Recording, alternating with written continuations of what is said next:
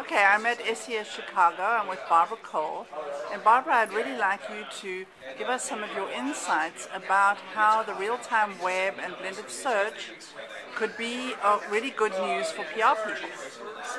Well, I think that video recordings of news are going to be very, very important, and you could take advantage of it right now as well. So there are obviously print outlets, content outlets, sorry, for news online that are just text-based, which are still very important to do. So to have someone blogging about you like a journalist would write about you, well, bloggers are journalists in many ways, or having someone tweet out the fact that you just put out a new product, which is very much news.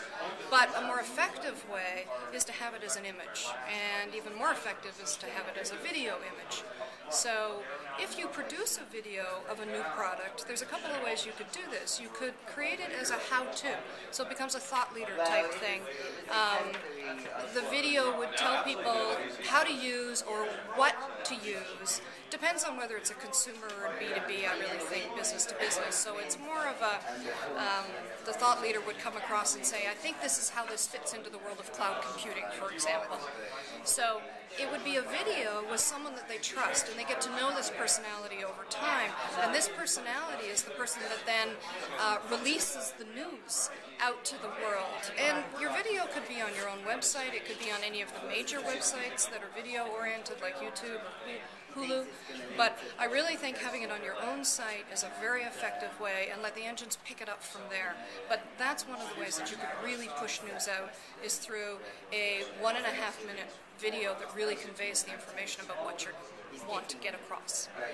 That's awesome. Now, there's been a lot of talk about putting these kind of assets in one place on a website, like a social media newsroom, sort of the next generation of newsrooms. What do you think about that? Well, I think there has to be a repository somewhere. Now, one of the things I believe is you need to distribute your content around the web so that it's found in different places, but you really do need to find a place to house all of this stuff that's associated with your own domain name. So whether it might actually get to the point where you end up distributing it to 2 different places, which means keeping duplicate content around the web, which is really hard to manage.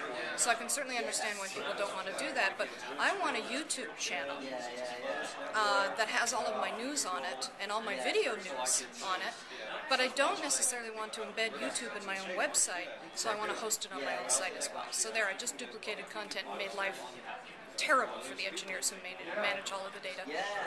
Thank you very much. You're welcome.